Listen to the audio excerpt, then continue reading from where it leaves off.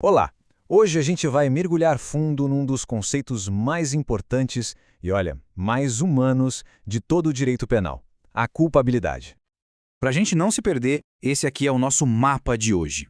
Vamos passar por cada um desses pontos para entender direitinho como a lei decide se um ato, que já sabemos que é um crime, merece ou não ser punido.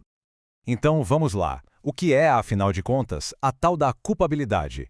É bom já adiantar que não tem nada a ver com aquela culpa que a gente sente no dia a dia.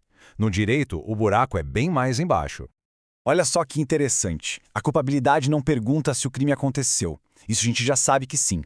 Ela é o último filtro, o mais importante, porque é aqui que a justiça para de olhar para o fato e vira a sua lente para a pessoa.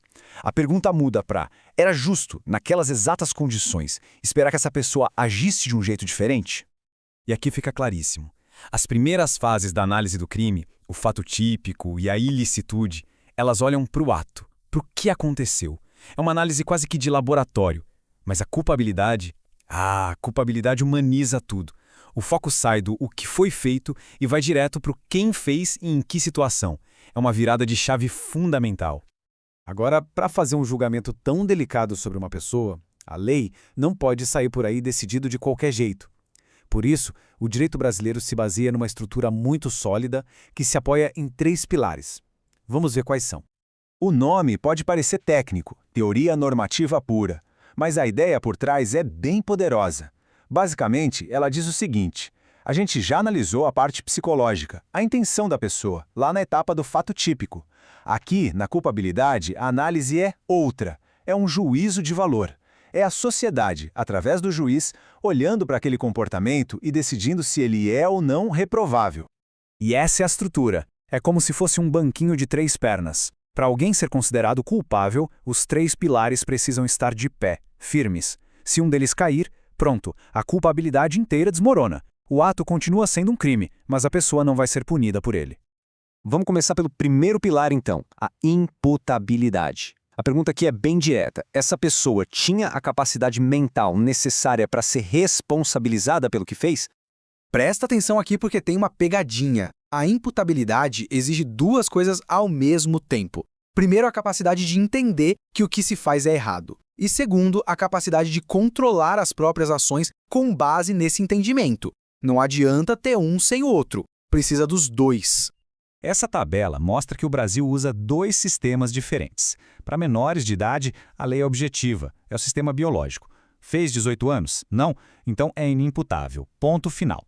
Já para outros casos, como o de uma pessoa com doença mental, a lei usa o sistema biopsicológico. Aí não basta ter a doença, é preciso provar que, por causa dela, a pessoa não tinha capacidade de entender ou se controlar na hora do crime. A lei aqui não abre brecha. O que vale é a idade da pessoa no exato momento da ação. O caso do José é um exemplo clássico.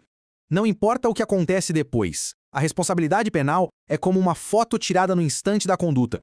Mas claro, tem exceção. Em crimes que se arrastam no tempo, como um sequestro, a história é outra. O caso do Marcelo mostra isso. Se o crime continua acontecendo depois que ele faz 18 anos, ele passa a ser considerado imputável, porque a conduta criminosa também ocorreu quando ele já era maior de idade. Então, resumindo, essas são as situações que derrubam o pilar da imputabilidade. E agora vamos falar da mais polêmica de todas, que gera muita confusão: a embriaguez. Essa tabela deixa tudo bem claro. A regra geral é: ficar bêbado não é desculpa para cometer crime. Se a pessoa escolheu beber, ela é responsável pelo que faz. A lei chama isso de actio libera in causa, ou seja, a ação foi livre na sua origem. A única exceção é a embriaguez que foi completa e totalmente acidental. Algo imprevisível, tipo, sei lá, alguém batizou a bebida sem que a pessoa soubesse. Fora isso, a responsabilidade penal continua de pé. Muito bem, vencemos o primeiro pilar. Agora vamos para o segundo. Não adianta a pessoa ser mentalmente capaz se ela não tinha como saber que o que estava fazendo era errado. A palavra mágica aqui é potencial. Ninguém precisa ser um advogado e conhecer o Código Penal de cor. A pergunta é outra. Uma pessoa comum, com a mesma criação, a mesma educação, na mesma situação, teria condições de saber que aquilo era proibido? É uma análise bem concreta que leva em conta a realidade do agente. E agora chegamos ao último pilar, aquele que lida com os maiores dilemas da vida. A pergunta aqui é a seguinte: naquelas circunstâncias, era justo, era exigível que a pessoa tivesse agido de acordo com a lei? Isso aqui é fascinante, porque a lei reconhece que existem situações tão extremas, mas tão extremas, que não dá para exigir um comportamento de herói de ninguém. Mesmo que a pessoa seja sã e saiba que o ato é errado, a culpabilidade pode ser afastada se ela foi colocada contra a parede. E essa distinção é crucial. Na coação física irresistível, a pessoa não age, ela é agida. O corpo dela é usado como uma ferramenta. Não tem vontade, então não tem nem crime para ela. Agora, na coação moral irresistível, a pessoa age sim, mas porque está sob uma ameaça gravíssima. A vontade existe, mas não é livre. Por isso, não se exclui o crime, mas se exclui a culpabilidade de quem foi coagido. O caso da Poliana é o exemplo perfeito. Ela furtou o carro. Sim, o ato é típico e ilícito. Mas era exigível que ela deixasse o filho morrer para não furtar um carro? Claro que não. A lei entende que, diante de um mal tão grande, não se pode cobrar dela uma conduta diferente.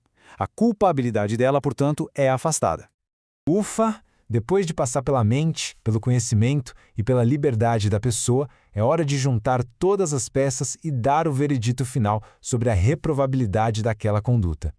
É exatamente este o checklist. Funciona como uma prova com 3 questões, e só passa quem acerta todas. A pessoa era imputável? Sim. Tinha como saber que era errado? Sim. E era exigível que agisse diferente? Sim.